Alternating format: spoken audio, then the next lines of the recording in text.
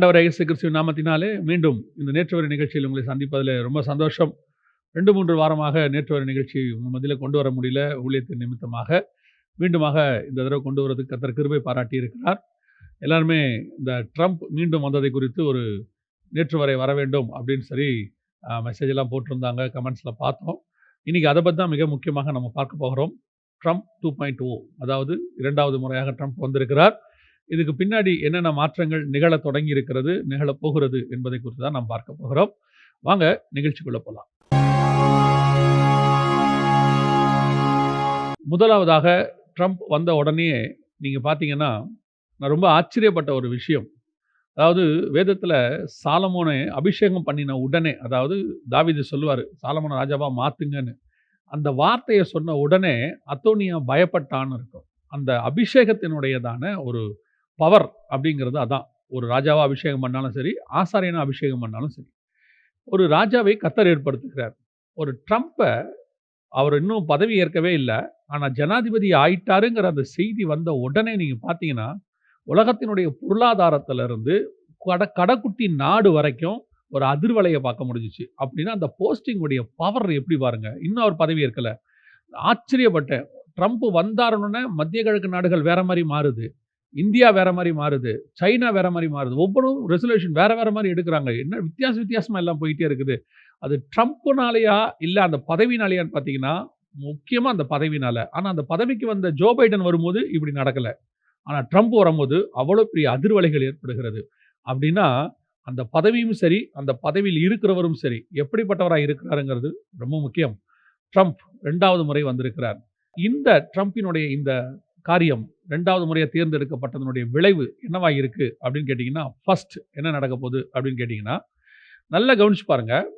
ட்ரம்ப்புக்கு முன்னாடி Joe Biden இருக்கிற வரைக்கும் மத்திய கிழக்கு நாடுகள் எல்லாம் வேற மாதிரி இருந்துச்சு.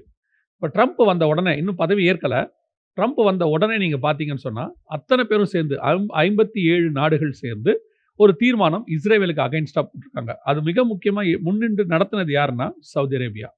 சவுதி அரேபியா தான் எல்லாரையும் கூட்டின்னு சேர்த்துருக்கு. இதில் என்ன ஒரு பெரிய ஆச்சரியம்னா, அதில் இணைந்திருக்கிற இன்னொரு நாடு என்ன, ஈரான். சவுதி அரேபியாவும் ஈரானும் மிகப்பெரிய பகையாளிகள். அவர்களுடைய அது உள்ளான ஷியா சுன்னி இப்படி பெரிய பிரச்சனைகள்லாம் அவங்களுக்குள்ளே இருக்குது. ஆனால் அதையும் தாண்டி அவங்க ஃப்ரெண்ட் ஆகிட்டாங்க. எதுலனா இஸ்ரேலை மையமாக வைத்து. இதைத்தான் நம்ம சகரியா 12 வாசிக்கிறோம். பூமியின் ஜாதிகள் எல்லாம் ஏகமாய் இஸ்ரேலுக்கு விரோதமாய், எருசலேமுக்கு விரோதமாய் கூடிக்கொள்வார்கள் அப்படின்னு சொல்லி இந்த தீர்மானம் ட்ரம்ப் வந்த பிறகு எடுக்கப்பட்டிருக்கு. அவர் வந்த பிறகு ஏன் இதை எடுத்திருக்கிறாங்க அப்படின்னு கேட்டால், ட்ரம்ப் கண்டிப்பாக இஸ்ரேலுக்கு ஆதரவராக இருப்பார். அமெரிக்கா எப்பவுமே இஸ்ரேலுக்கு தான் ஆதரவு. ஆனால் ஜோ பைடன் காலத்தில் இல்லாத ஆதரவு ட்ரம்ப் காலத்தில் வரப்போகிறது அப்படின்னு இவங்க நம்புறாங்க. என்ன காரணம் அப்படின்னு கேட்டால், ஜோ பைடன் கொஞ்சம் மிதமாக போவார், வெளிப்படையாக இஸ்ரேலுக்கு ஆதரவு தெரிவிக்கிறவராக இருந்தாலும் அரபு நாடுகளையும் அரவணைச்சு போகக்கூடியதாக இருப்பாங்க. ஆனால் இங்கே அப்படி இல்லை. இவர் வெளிப்படையாக ஈரானை எதிர்க்கக்கூடியவர், பாலஸ்தீனத்துக்கு உதவிகள் போகாதபடிக்கு தடுக்கக்கூடியவர். ஏற்கனவே அவர் நிறைய காரியங்களை தடுத்து வச்சிருக்கிறார். ஸோ இதெல்லாம் பார்க்கும்பொழுது ட்ரம்ப் வெளிப்படையாக இஸ்ரேலுக்கு நிலைப்பாட்டை எடுப்பார்ன்றது எல்லாருக்கும் தெரிஞ்சிருச்சு. ஸோ இந்த தீர்மானம் என்ன சொல்லுது அடுத்தாதான் நம்ம மிக முக்கியமாக பார்க்க போகிறோம்.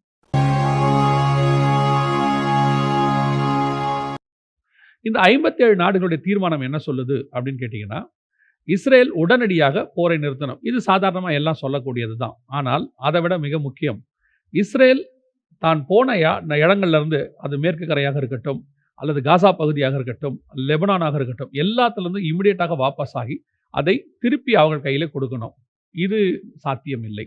ஏனென்று சொன்னால், ஜெனீவா ஒப்பந்தத்தின்படி ஒரு யுத்தம் முடியும் போது எவ்வளவு தூரம் ஒரு நாடு முன்னேறி இருக்கிறதோ அது அவர்களுக்குரியது அப்படின்றதான் சொல்லுது. ஸோ அதன் அடிப்படையில் இது அவங்க கொடுக்க போகிறது இல்லை. அதையும் தாண்டி திருப்பி அந்த இடத்துல கொடுத்துட்டோம்னா மீண்டும் அங்கே ஹமாஸ் தீவிரவாதம், ஹிஸ்புல்லா தீவிரவாதம் தலையெடுப்பதற்கு வாய்ப்பு இருக்கிறது. அதனால் அதை அவங்க கொடுக்க மாட்டாங்க அப்படிங்கிறது தான் நிலைப்பாடு. இது உண்மையாக நடக்குமா அப்படின்னு கேட்டால், இப்போ இஸ்ரேலுக்கு இராணுவ அமைச்சராக, வெளியுறவுத்துறை அமைச்சர் இப்படிலாம் நிறைய பேரை மாற்றி இருக்கிறார் நெத்தன்யாகு. அவங்க என்ன சொல்கிறாங்க அப்படின்னு கேட்டால், 2025 ஆக்கிரமிப்பு பண்ணப்பட்ட, அதாவது இந்த மேற்கு கரை காசா பகுதி, இந்த மேற்கு கரை அந்த பகுதியிலன்னா தங்கள் வசம் அனெக்ஸ், அதாவது இஸ்ரேல் வரைபடத்துக்குள்ளே அவங்க கொண்டு வர போகிறோம் அப்படின்னு அனௌன்ஸ் பண்ணியிருக்கிறாங்க. அது பாலஸ்தீனா எல்லைக்குள்ள யூஎன்ல கொடுக்கப்பட்ட வரைபடத்தில் இருந்துச்சு. அது ஏற்கனவே இஸ்ரேல் தன்னுடைய தான் சொல்லிக்கிட்டு இருக்கு. இப்போ வரைபடத்துக்குள்ள அதை கொண்டு வர போகிறாங்க. ஸோ மீண்டுமாக இந்த பிரச்சனை சால்வ் ஆக போகிறது இல்லை என்பது தெளிவாக தெரிஞ்சிருச்சு. 2025ல அது எங்க வரைபடத்துக்குள்ள இருக்கும் அப்படின்னு அவங்க சொல்றாங்க.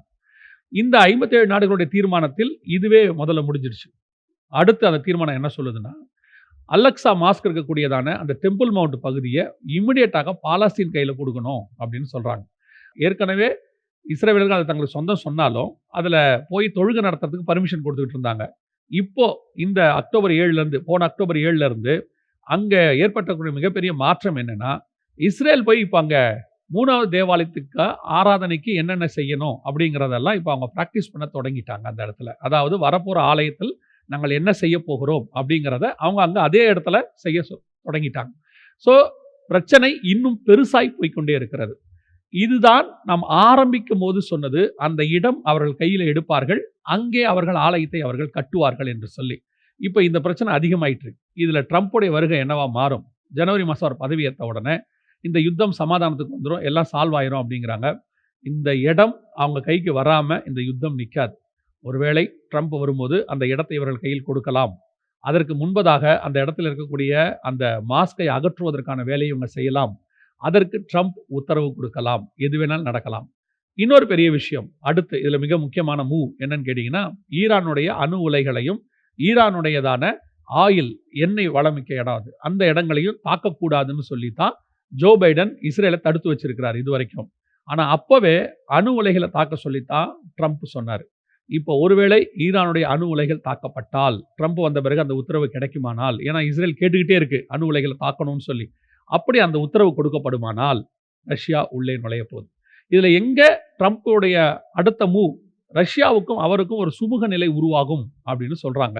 ஏன்னா புதின் அவருக்கு ஃப்ரெண்டு அப்படின்னு பேசுகிறாங்க. இது என்னவாய் முடிய போகிறது? அதுதான் நம்முடைய அடுத்த பாயிண்ட். அமெரிக்கா, ரஷ்யா, இன்னும் சொல்ல போனால் இதை இப்படி தான் சொல்லணும், ட்ரம்ப் புதின் அப்படின்னு சொல்லணும். இவங்க 2 பேரும் நண்பர்கள். ஆனால் என்னன்னா, ட்ரம்ப் ஜெயிச்சதுக்கு உடனடியாக புதின் வாழ்த்துக்கள் சொல்லலை. 3 நாள் கழிச்சு தான் சொல்லியிருக்கிறாரு. அதுவே ஒரு மேற்கோள் காட்டப்படுகிறது. இங்கே இந்த பிரச்சனை எங்கே வெடிக்கும் அப்படின்னு கேட்டிங்கன்னா, நேட்டோ படைகள் அங்கே இருக்கு. இந்த நேட்டோ படைகள் அங்கே இருக்கிறதுனால புதின் இந்த சண்டையை ஆரம்பித்தார், உக்ரைன் பிரச்சனையை ஆரம்பித்தார். இப்போ இவர் என்ன சொன்னார்னா, நேட்டோ படைகள்லேருந்து வெளியேற்றணும், யூரோப்பில் இருக்கக்கூடாது அப்படின்னு ட்ரம்ப் சொன்னார். அதே காரியம்தான் புதினும் சொல்கிறாரு. ஸோ இதில் தான் ட்ரம்ப்பும் புதினும் ஒருநிலைப்படுறாங்க அப்படின்னு சொல்லி பார்க்கப்படுகிறது. நேட்டோ படைகள் வெளியே வரணும், அல்லது அந்த நேட்டோ படைகளுடைய தலைமையத்தை நடத்தக்கூடியது அமெரிக்கா.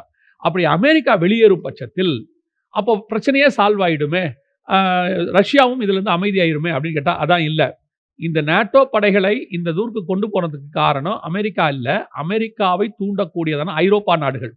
ஐரோப்பா நாடுகள் என்ன நினைக்குது, ரஷ்யா தன்னுடைய ஆளுகையை ஐரோப்பாக்குள்ள கொண்டு வருது. ஏன்னா ரஷ்யா பல காரியங்கள் அப்படி செஞ்சிருக்கு. அதாவது ஐரோப்பாவுடைய பகுதிகளில் தன்னுடைய இராணுவ பலத்தை கொண்டு போய் வச்சிருக்கு. நார்வே பக்கத்தில் அப்படிலாம் வச்சிருக்காங்க. ஸோ அந்த இடத்தை ஐரோப்பாவுக்குள்ள ரஷ்யா நுழைஞ்சிடும், அப்படி நுழையக்கூடாதுங்கிறதுக்கு தான் உக்ரைனை உள்ளே கொண்டு வந்து நேட்டோ படைகள் அங்கே கொண்டு வரணும் அப்படின்னு அவங்க சொன்னாங்க. இப்போ ட்ரம்ப் வந்த உடனே இந்த இடத்துல நேட்டோ படைகள் வெளியேறுன்றது அவருடைய ஆசையாக இருக்கு. அவர் அதை அனௌன்ஸ் பண்ணியும் இருக்கிறார். ஸோ இப்போ இந்த பிரச்சனை வேறு விதமாய் திரும்பும். எப்படி போக போகுது அப்படின்னா, ஒருவேளை ட்ரம்ப் நேட்டோ படைகளை வாபஸ் வாங்க சொல்லி அதில் குறிப்பாக நேட்டோ படைகள்னா எல்லாமே இருக்கு. அதில் ஜெர்மனி இருக்கு, பிரான்ஸ் இருக்கு, இதில் துருக்கி இருக்கு. இவங்க எல்லாம் வாபஸ் வாங்காத பட்சத்தில், அல்லது அமெரிக்கா மட்டும் இதில் வெளியே வரும். அப்படி வரும்பொழுது ஐரோப்பாவுக்கும் அமெரிக்காவுக்குமான சண்டை அதிகமாகும். ஆனால் ரஷ்யாவுடைய நிலைப்பாடு இந்த நேட்டோ படைகள் வெளியே போகணும்னு சொல்லி ட்ரம்ப் அதற்கு உதவியாக இருப்பார் அப்படின்னு அவர் எதிர்பார்க்கிறாரு.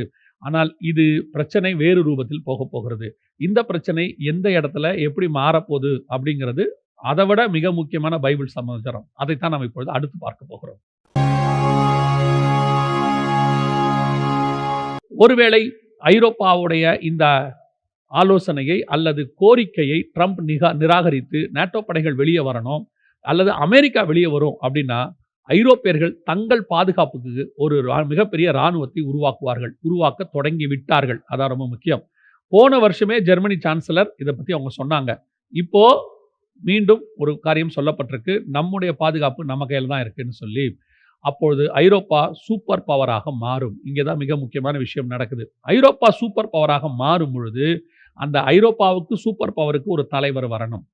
எப்பவுமே நல்லா கவனிச்சு பாருங்க. செகண்ட் வேர்ல்டு வார் முடியறதுக்கு முன்னாடி வரைக்கும் அமெரிக்கா வார்லயே இல்ல. அமெரிக்கா எதையுமே செய்யல. அமெரிக்கா நார்மலா ஓரமா தான் இருந்துச்சு. பெர்ல் ஹார்பர் தாக்கப்பட்ட பிறகு தான் ஜப்பான் மேல அமெரிக்கா குண்டு போட தொடங்குச்சு. அந்த குண்டு போட்டதனுடைய விளைவாக தான் அமெரிக்கா சூப்பர் பவரா மாறுச்சு. ஒரே 2 குண்டு தான் சூப்பர் பவரா மாறிடுச்சு. அதுக்கு முன்னாடி எக்கானமில அவங்க ஸ்ட்ராங்கா இருந்தாங்க. அதுக்கு முன்னாடி இருந்த எக்கானமி இங்கிலாந்து வீக்கா இருந்துச்சு. இப்ப நல்லா கவனிங்க.